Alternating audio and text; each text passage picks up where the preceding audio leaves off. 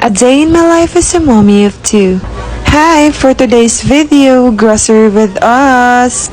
So, nagbuwag namin ni Daddy Diri kay para siya mukuha sa uban nga among paliton.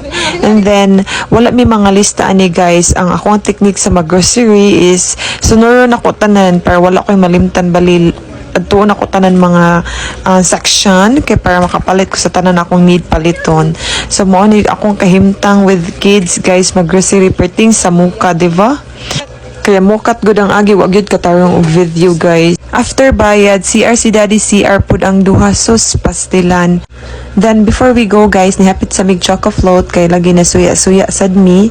And then this time mo to mi og Panda Manila kay mo ang favorite nga breads. So padung na mi diri pag abot na mo, you know what nganong ganahan mi diri guys kay freshly baked. Dagan kayo sila og choices og na sila no sugar nga bread which is pwede sa akong parents. Lami jud kayo ilahang mga breads guys. Very highly recommended kaayo ni siya nga bake shop, promise.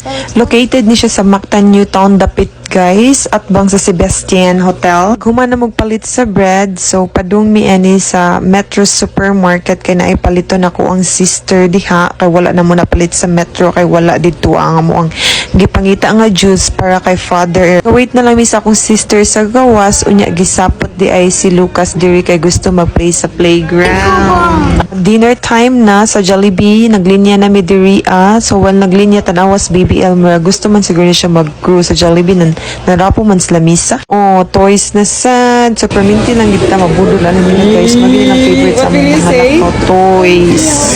Then, nangaon na mi diri. After na mo nangaon, nanghipos mi sa mong table. Kay luisad kayo ang crew, no? Mabay niya akong job sa una.